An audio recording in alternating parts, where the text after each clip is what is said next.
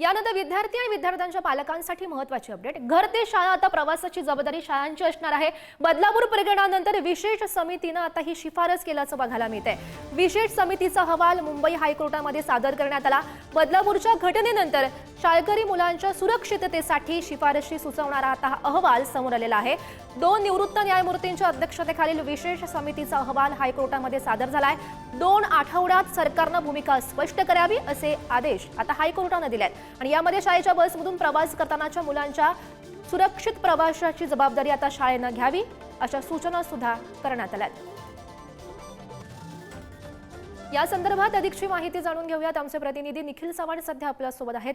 निखिल, खरं तर विद्यार्थ्यांसाठी आणि विद्यार्थ्यांच्या पालकांसाठी ही महत्त्वाची बातमी म्हणावी लागेल।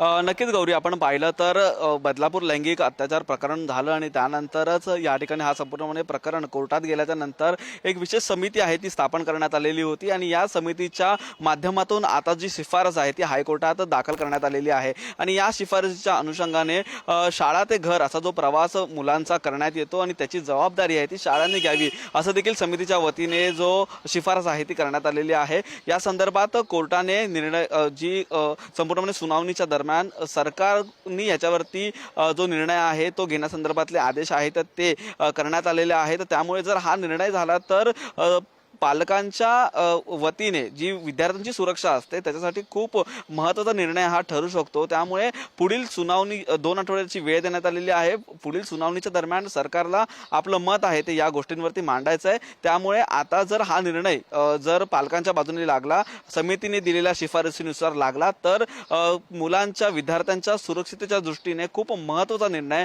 हा या ठिकाणी ठरू शकतो। त्यामुळे पुढील सुनावणीत काय घडतं महत्त्वाची ही बातमी म्हणावी लागेल। धन्यवाद दिलेल्या सविस्तर माहितीसाठी।